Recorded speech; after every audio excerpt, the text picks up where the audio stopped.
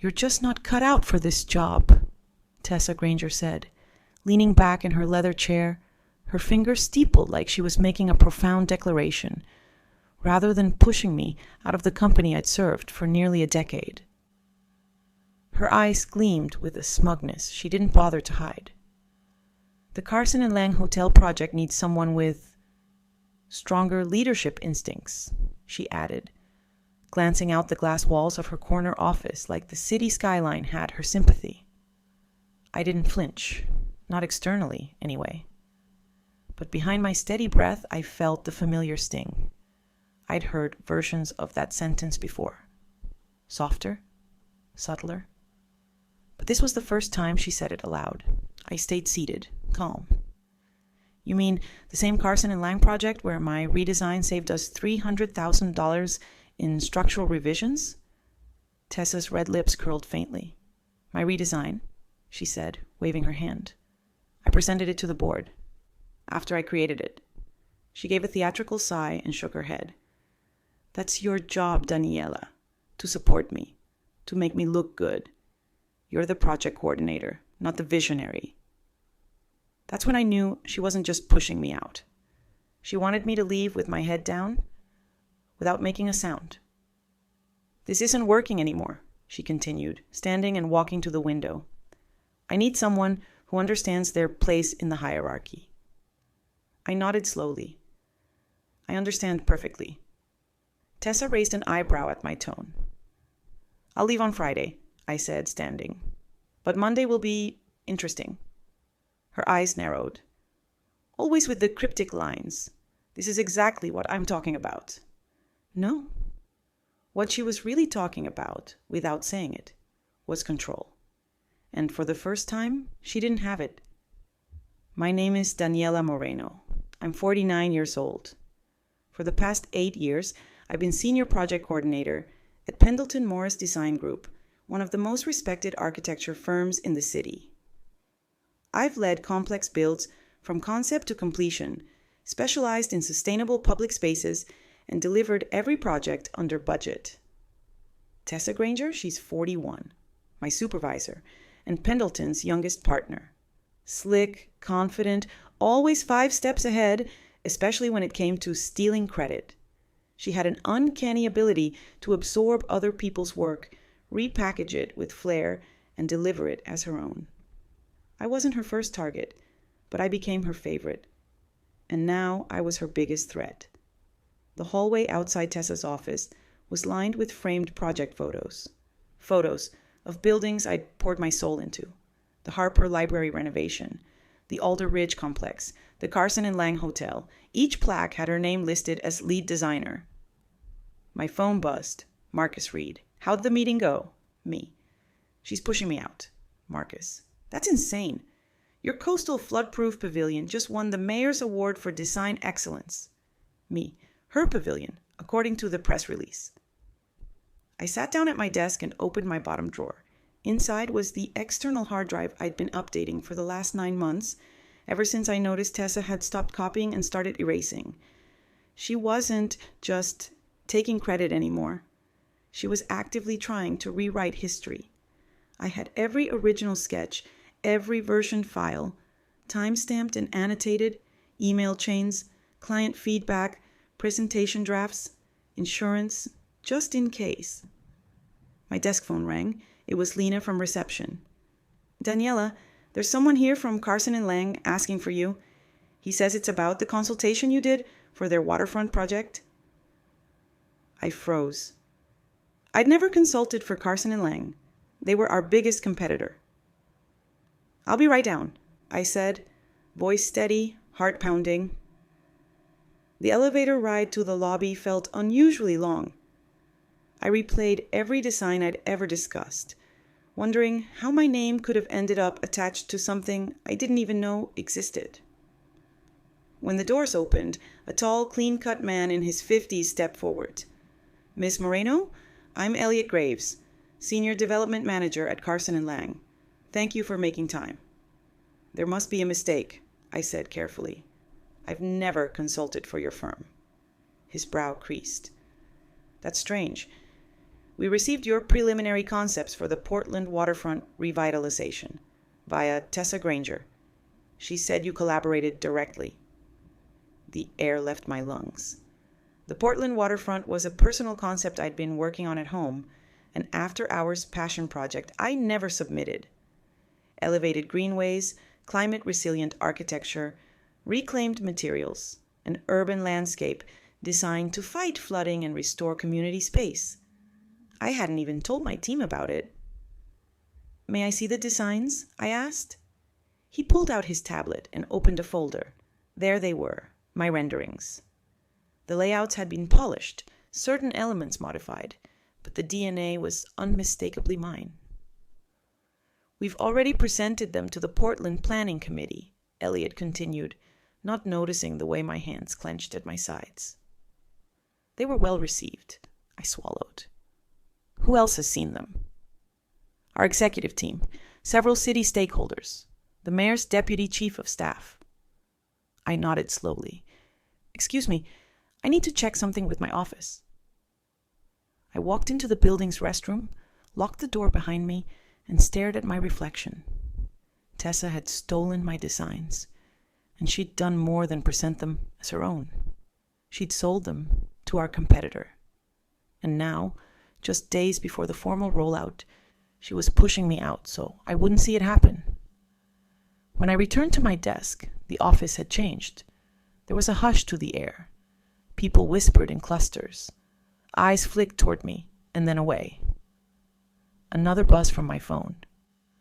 "Marcus, Walter is flying in for the 3 p.m. meeting. Something about a transformative partnership with Carson and Lang."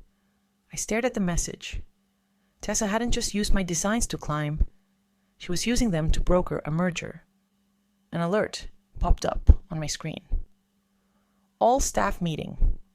3 by 10 p.m. Conference room." A subject, strategic announcement. I opened my drawer again, staring at the hard drive. I hadn't meant to use it. But now it was survival. I took the elevator down to the street level and stepped into the late afternoon chill. My skin buzzed, not from the cold, but from the realization that something far worse than professional rivalry was unfolding.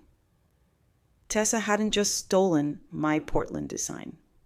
She'd passed it off as collaborative input to our competitor, Carson and Lang.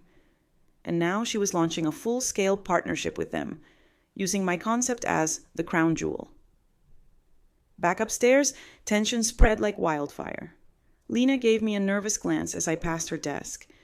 She'd seen me walking out with Elliot Graves. Word traveled fast in our office. I sat at my desk, staring at the unopened HR email marked Transition Documentation. They weren't even waiting until Friday. Then came the ding of a calendar alert. 3 p.m., all staff meeting, conference room. I slipped the hard drive into my bag. I wasn't ready to make a move, not yet, but I wasn't about to leave it behind. The conference room filled quickly. People filtered in with forced smiles and whisper speculation. I took a seat near the back, far from the head of the table where Tessa stood beside Walter Pendleton, our firm's founder. Walter looked sharp, but something in his demeanor felt distant, like a man who'd already made a decision and was just here to deliver the final act. "Thank you all for being here," Walter began. "Today marks a new chapter for Pendleton Morris. We're proud to announce a strategic partnership with Carson and Lang, centered on the Portland waterfront revitalization." Behind him, the screen lit up. My renderings, my concept, appeared under a dual-branded logo, Pendleton plus Carson for Portland.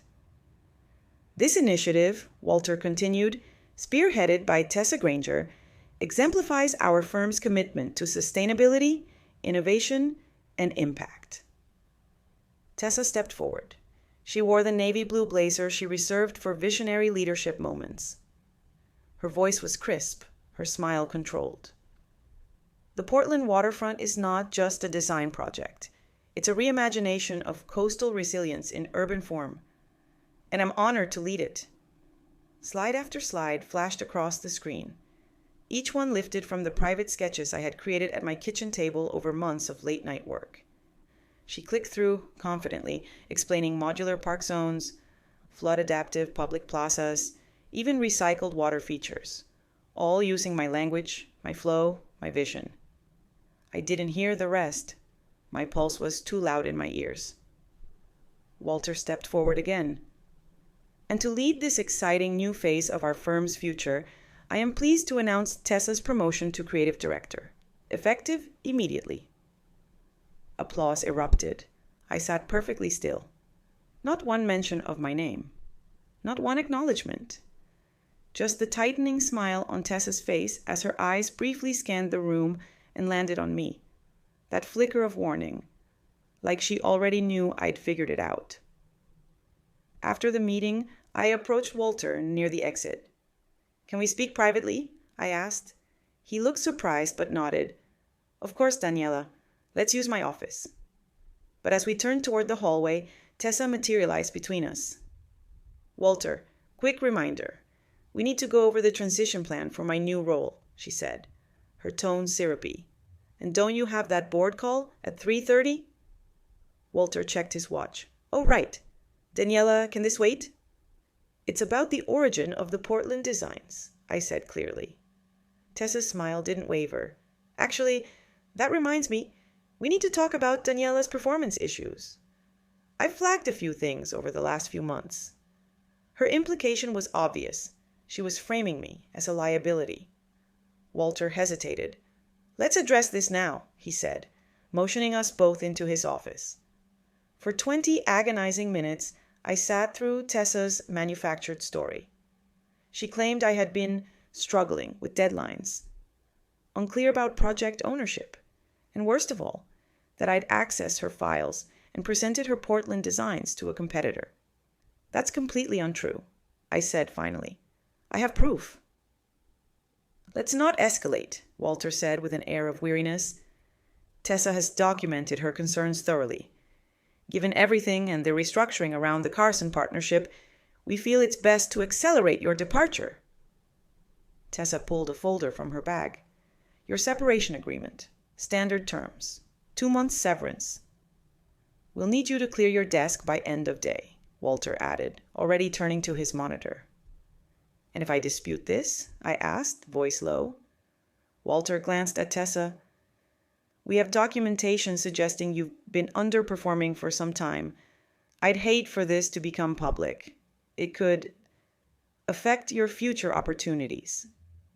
I knew then what they were doing. They weren't just ending my time at Pendleton.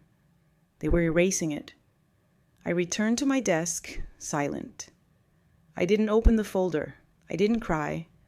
I packed my things methodically, my family photos, my notebooks, my favorite mechanical pencil, the small succulent my daughter gave me last year. The external hard drive with all my evidence went into my bag first. Lena appeared at my side as I zipped it shut. "I'm sorry," she whispered. We all know what she did. "Thank you," I said softly. At reception, Marcus was waiting. "They're saying you leaked concepts to Carson," he said, "that you sabotaged the partnership."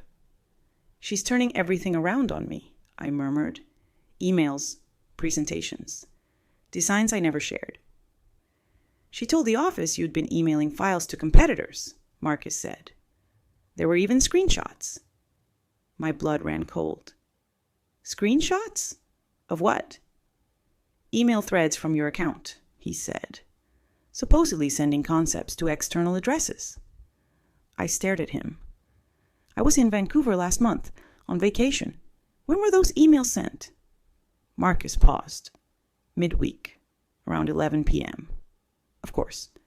She'd accessed my workstation, probably used my login, sent files from my email. "I never sent anything," I said firmly. "She's setting me up. It's a trap." Marcus nodded grimly. "And she's covering her tracks. She told a few people Carson and Lang offered you a role, so now if you speak out, it looks like retaliation." I felt sick. Tessa had orchestrated everything, my firing, her promotion, the entire narrative. and she'd already planted the seeds that I was the one in the wrong. That evening, back in my apartment, I poured a glass of wine and opened my laptop.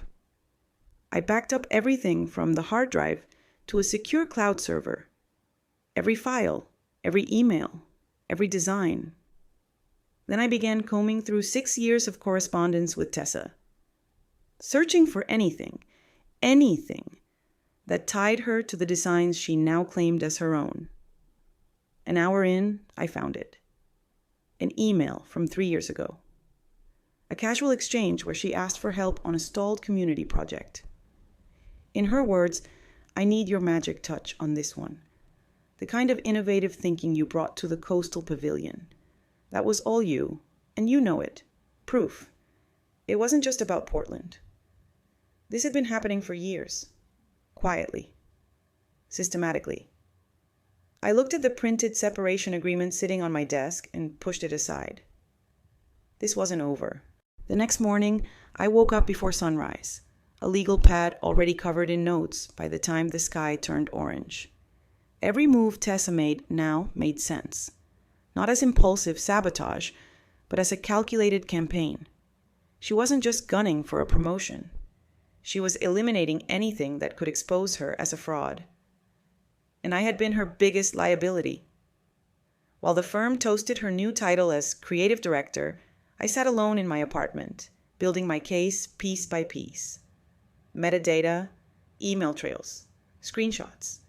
But even with proof, I couldn't shake the feeling I was walking through a minefield. I was right. At 9:17 a.m., a notification lit up my inbox. Subject, urgent, project confidentiality. Reminder from HR department. It was a veiled threat.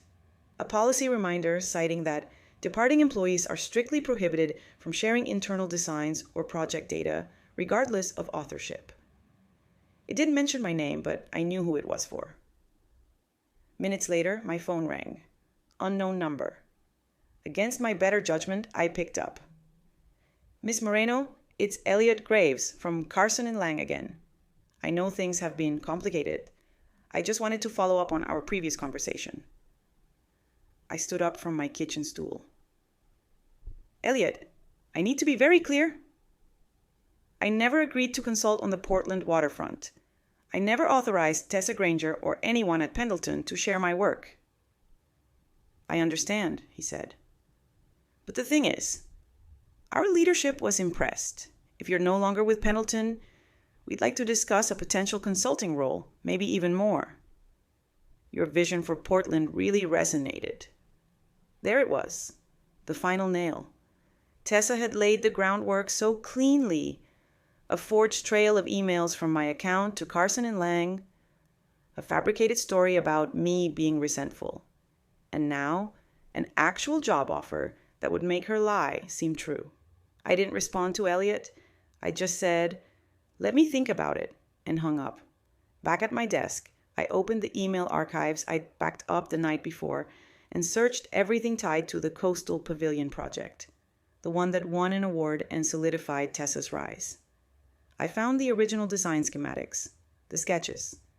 Then, buried in a folder from 2019, a string of messages with subject lines like, Pavilion redesign, your magic touch. Can I borrow your climate adaptation charts? She had acknowledged my authorship, clearly, repeatedly. For the first time in weeks, I felt something like strength return to my spine. But then came the second knock. It was Marcus. Again. I came to check on you, he said when I opened the door. His expression was cautious, like he didn't want to startle a wounded animal. Things are worse than I thought. I poured 2 cups of coffee and gestured for him to sit. After you left, Tessa told the entire design team that you'd been stealing her concepts for months, he said. She showed people email threads, messages that looked like they were sent from your account to external firms. I never sent them, I replied, jaw tight. She had access to my desktop while I was on vacation. She used my login. She framed it perfectly, Marcus said. Even people who respect you started questioning things. The story checks out just enough to cause doubt. I dropped my head into my hands. She's setting me up to take the fall. If I challenge her, she'll spin it like I'm bitter and retaliating. And now Carson and Lang's offer makes it worse. Marcus hesitated. There's one more thing. A rumor's going around that Carson and Lang might offer you a full-time role after your non-compete expires. Let me guess, Tessa started that rumor? Probably. Think about it. If you accept, it confirms her story. If you sue, she paints it as sour grapes. Either way, she wins. I sat back in stunned silence. It was airtight. An entire narrative crafted months in advance, complete with a backup plan to bury my credibility if I ever fought back. She didn't just want the promotion, I said quietly. She wanted insurance in case I talked. Marcus nodded grimly. She's playing chess. Most of us didn't even realize the board was set. That night, I couldn't sleep. The separation agreement was still on my desk. I hadn't signed it, and I wouldn't. It included a gag clause that would stop me from ever claiming ownership of anything I'd created at Pendleton. They were trying to erase me, but what they didn't know, what Tessa didn't anticipate, was how methodical I could be when I felt cornered. By midnight, I had built a 70-page document with file creation logs, internal emails where Tessa acknowledged my input, drafts of design proposals with tracked changes showing my authorship, screenshots of metadata from the Portland waterfront project, time-stamped digital sketches saved under my name. I printed a copy, one for Walter Pendleton, one for the city's planning committee, one for Carson and Lang's board. I wasn't going down quietly. The next morning, I opened my inbox to find a new message. Subject: Developments on Portland Design. Request for immediate contact. From Walter Pendleton. I stared at it. Apparently, the city had asked for technical clarifications on the Portland designs, and Tessa couldn't answer them. When she tried, she gave vague responses, deflected. One official had even asked, "Did Daniela Moreno work on this?" Walter wanted to meet. We sat across from each other in a quiet coffee shop 2 blocks from the office. He looked different, pale, unsteady. "I'll be direct," he said. "Portland officials are asking questions we can't answer." "Tessa didn't design it," I said. "That's why?" He exhaled. "They want to speak with the original designer, but she's telling them you took those concepts without permission." I didn't respond. I simply slid the printed packet across the table. Walter opened it. First page, metadata logs. Second page, concept evolution charts. Third, the old email. Tessa's own words crediting me. He read in silence for a full 5 minutes. "I'm going to need to talk to the board," he said finally. "This is significant." I leaned forward. "I'll make this simple. Reinstate me. Publicly acknowledge my authorship. Remove Tessa from anything tied to my work. Or I take this dossier to the city, the AIA, and the architectural press." Walter flinched. "That would damage the entire firm." "No," I said calmly. "Tessa damaged it. I'm just pulling back the curtain." His phone buzzed on the table.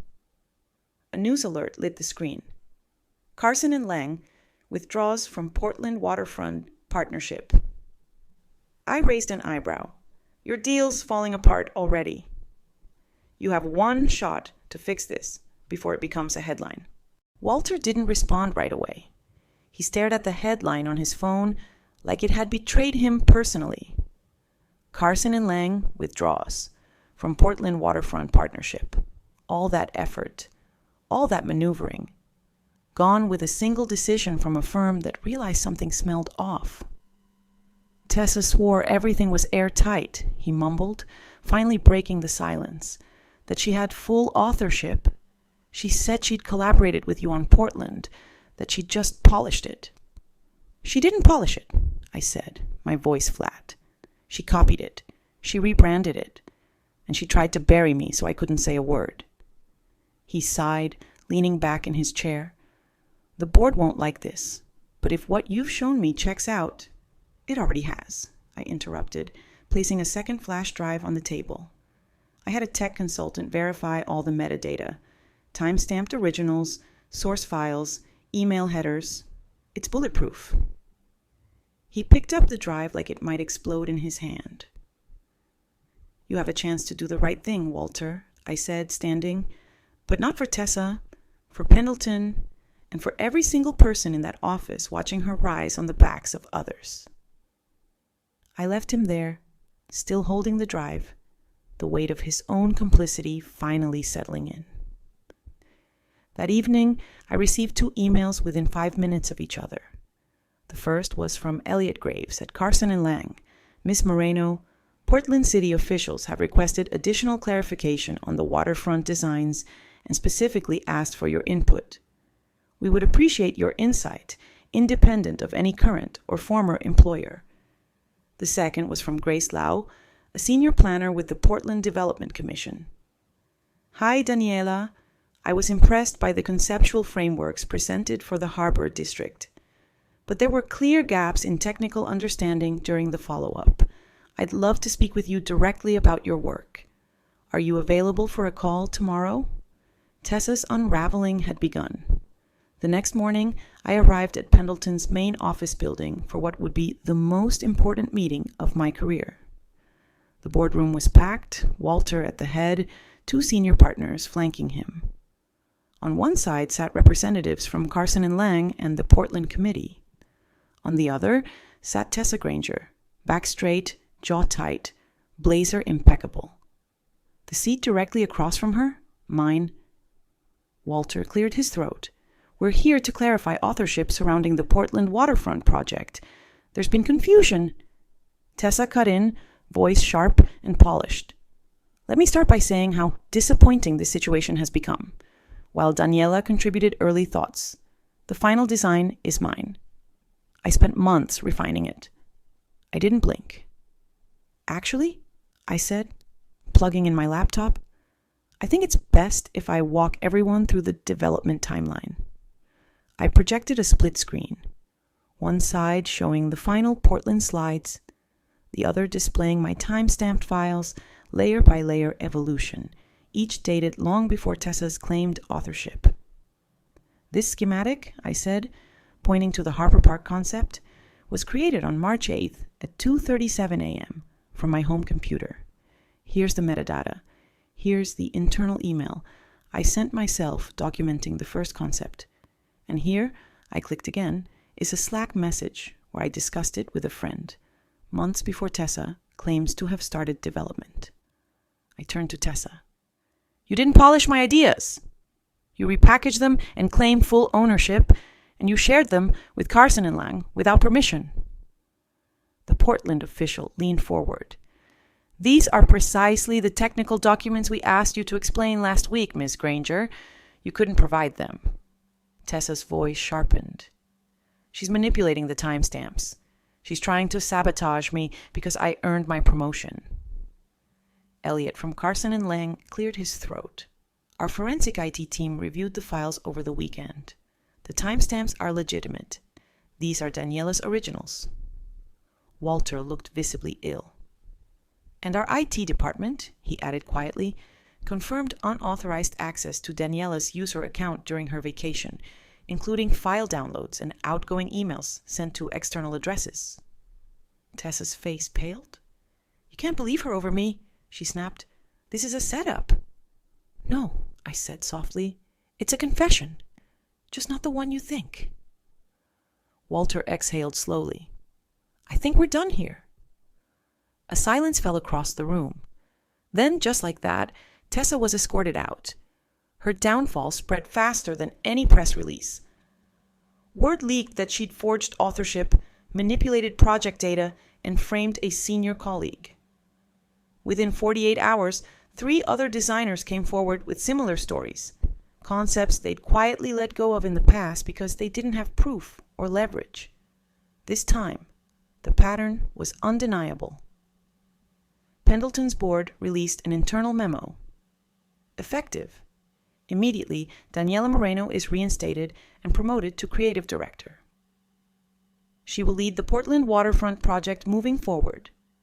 all previous attribution errors are being corrected. And then came the public statement, a rare move for a firm that usually handled matters internally.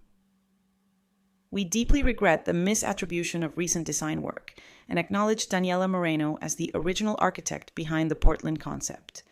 Her innovation and integrity represent the best of Pendleton Morris Design Group. I didn't reply to the dozens of emails from colleagues congratulating me. I didn't answer Tessa's final message. One line, bitter and small, enjoy your hollow victory. I just moved forward. I redrew the project timeline, cleaned up the materials, added clarity to sections she'd muddled in her rush to pass them off as her own. At the next city planning review, I stood confidently before the Portland Development Commission and walked them through the revitalized design, now finally presented by the person who created it. When they voted unanimously to approve Phase 1, I didn't smile for the cameras. I smiled for myself. Quietly. Finally. That evening, my daughter stopped by with Thai takeout and a bottle of wine. We ate cross-legged on the couch, the TV on mute. Was it worth it? She asked. All the years of watching someone else take credit? I thought about it. About how many nights I'd spent grinding away while Tessa reaped applause. About the way Walter looked at me now with something resembling respect. About the interns who now stopped by my office for advice instead of dodging eye contact in fear of becoming her next victim. I took a sip of wine. No, I said, but the vindication? That was worth waiting for. 2 weeks after Tessa Granger was escorted out of Pendleton Morris, the office had changed, but the silence hadn't. No one talked openly about what happened. Not during project reviews, not over coffee, not even at the copier. But the shift was palpable. Her name vanished from active files. Her plaque disappeared from the leadership wall. Her office, empty. The blinds closed, the door locked. And in her place, me. The new nameplate on the door read, Daniela Moreno, Creative Director. It felt strange, surreal, like stepping into a space that had always been mine, only now officially acknowledged. The day I moved into her old office, Lena brought me a succulent in a clay pot, just like the one my daughter gave me when I first joined the firm. For balance, she said, and fresh energy. I smiled. I think we're finally getting both. That Monday, I sat in the same glass-walled conference room where I'd once been dismissed as not cut out for leadership. But this time, I stood at the head of the table, preparing for a call with the Portland Development Commission and Carson and Lang. It wasn't a handoff anymore. I wasn't just supporting someone else's project. I was leading it. Let's run through the timeline, I said to the team, clicking through the slide deck. We start Phase 1 with the shoreline green zones. Then we layer in modular flood adaptive infrastructure. That buys us time with construction while allowing public access early on. Marcus raised a hand. And the city's open to using locally sourced materials? They are, I said. Grace Lau confirmed it herself. We moved through schematics, logistics, stakeholder notes. The energy was different now. No more tension, no more invisible credit grabbing, just honest collaboration. At the end of the meeting, Lena slipped in with a printed envelope. From Harold, she said quietly. Inside was a formal letter from Walter Pendleton, firm co-founder and senior partner. The words were short but unmistakably sincere. Daniela, what happened should never have been allowed. Thank you for holding your ground when others didn't. The board stands behind your leadership. And so do I. For the first time in years, I believed it. But even as I settled into my new role, a part of me remained cautious. Tessa might have been removed from Pendleton, but the damage she'd done, fabricated emails, slandered reputation, stolen credit, wasn't forgotten. I spent my evenings at home cross-checking every pending project she'd touched. I triple-verified attribution notes. I rewrote internal design protocols. No more ambiguity, no more undocumented handoffs. Everyone's work was going to be traceable, time-stamped, credited. And I made something else official. I reached out to the 3 former colleagues who had come forward after her firing. One of them, Priya Desai, had left the firm in 2021 after her award-winning Civic Plaza concept was mysteriously reassigned. I didn't have proof, she told me over coffee, so I walked away. "You have it now," I said, sliding over a memo from the HR archive, Tessa's own meeting notes referencing Priya's original draft. She blinked at it, then smiled. "Thank you." I didn't need revenge. I needed repair. 2 days later, we held a company-wide meeting to announce a revised leadership structure. I stepped up to the podium with a document in my hand, a policy Tessa would have never allowed. The Architectural Integrity Act, a new firm-wide protocol that required all designs to carry track changelogs, mandated visible authorship tags in presentations, gave junior staff co-presentation credit on team pitches, created a rotating panel for internal peer review. I watched the faces around the room, designers, interns, architects, and coordinators, as the details sank in. "This isn't about control," I said. "It's about clarity. It's about protecting creativity." Someone in the back whispered, "About time?" That afternoon, I received a thank you card slid under my door. No signature. Just one sentence written in delicate handwriting. "You made it safe to be brilliant again." Late that week, Marcus knocked on my door. "You've got a visitor," he said. I looked up. "Client?" "Not exactly." Standing outside my office window was a woman in a deep burgundy coat, arms crossed. Tessa. She looked thinner, more tired, her hair pulled back into a severe knot. But the confidence, the chill in her stare, remained. I stepped into the hallway. "I'm not here to make a scene," she said quickly, "or beg." "Then why are you here?" She took a breath. "To remind you that you're not untouchable. Don't let the applause fool you, Daniela. This industry is small." "I know," I said calmly. "Which is why your reputation collapsed the moment your lies were exposed," she smirked. "Enjoy it while it lasts."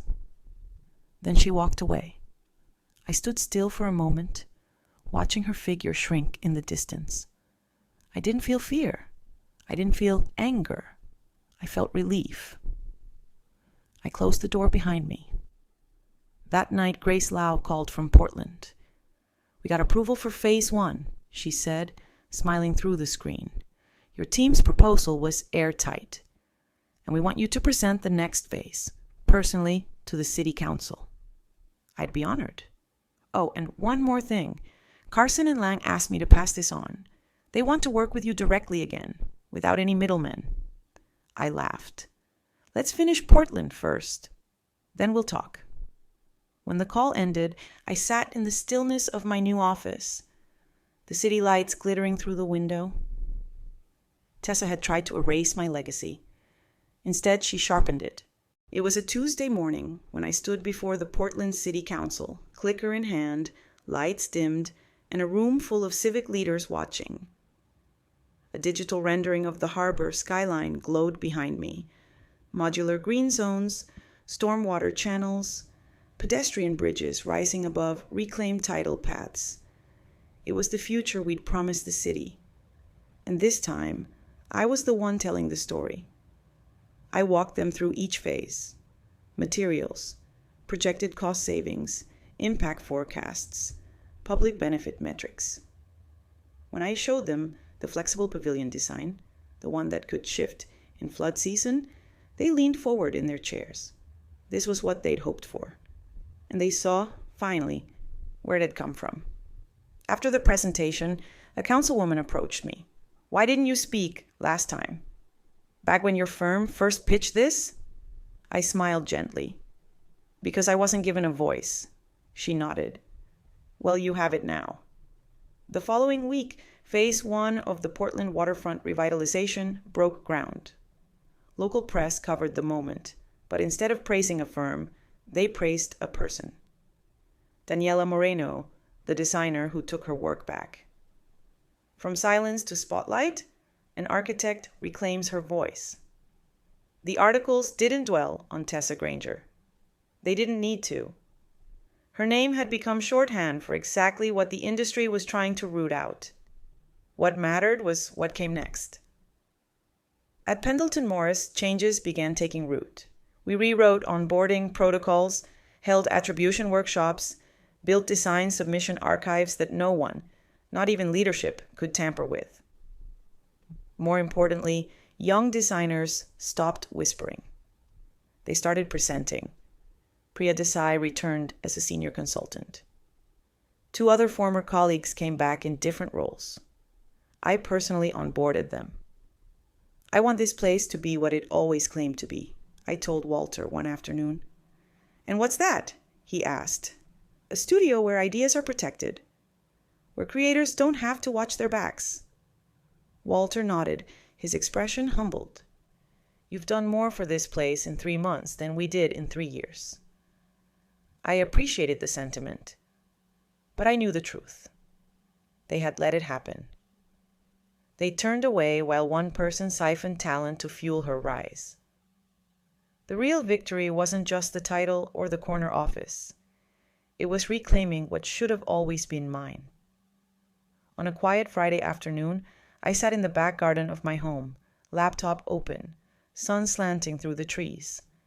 My daughter, Maya, now 23 and finishing her master's in urban planning, set a mug of coffee beside me. Still working? I'm preparing notes for the next mentorship round. She grinned. You've officially become that boss, the good one. I chuckled. Let's hope. She sat beside me. Seriously, though, you could have just taken the severance and moved on. But you stayed. You fought. You changed it. I glanced at her. I didn't want anyone else to live through what I did. Silence is expensive. I paid in years. I won't let anyone else cover that cost again. Maya reached into her bag and pulled out a folder. I've been working on something. A proposal. Community housing along the floodplain. Adaptive structures like yours. Think you could give me feedback? I took it from her, heart swelling. You just made my week. She nudged me with her shoulder. You made my career. Weeks later, we hosted a firm-wide open house. Past clients, city reps, students, even press. We opened our doors to the public for the first time in the firm's history. There was a moment just after the opening remarks when I stood near the exhibit wall where we'd installed a new feature, the Attribution Archive, a visual timeline that documented our major projects alongside the names of every contributor involved. No initials, no vague labels, just honest credit. People walked along it like it was a gallery. Is that your name on the Carson and Lang Pavilion? One visitor asked. It is, I said. Finally. Tessa Granger's story faded quickly. She didn't return to architecture. The last I heard, she was consulting in a completely different field, something tech adjacent, far from design. 3 other firms blacklisted her after reviewing what happened. She became a cautionary tale whispered in internship orientations and ethics courses. And me, I became something else. Not just the woman who took her work back, but the one who rewrote the rules after doing it. A few months later, Grace Lau invited me back to Portland for a panel on women in urban innovation. The topic, Designing with Integrity, When Credit Shapes Cities. At the end of the panel, a young woman in the back stood up and asked, "How do you know when it's time to fight? Like really push back?" I didn't hesitate. "When silence costs you your name," I said. "That's when it's too expensive to stay quiet." She nodded. Others did too. Sometimes Maya asks if I regret any of it. The years of staying quiet, of working under someone who chipped away at my confidence, who made me question whether being the bigger person was even worth it. I always give the same answer. I don't regret trusting people. I regret not trusting myself sooner. 1 year after I reclaimed my legacy, I stood again before the Portland Development Commission. This time, I wasn't presenting design updates. I was accepting an award, the Civic Resilience Honor for transformative contributions to urban innovation and ethical leadership in design. As I held the engraved plaque, the room filled with applause, not just for the work, but for the stand I had taken. I looked up and found Maya in the front row, camera in hand, beaming. I thought of every late night, every uncredited concept, every time I swallowed frustration for the sake of team spirit. And I thought of the one moment I finally said no, the moment I decided my voice mattered. I didn't just get my job back. I got my name back, my dignity, my future. And that, more than any title, was the legacy I reclaimed.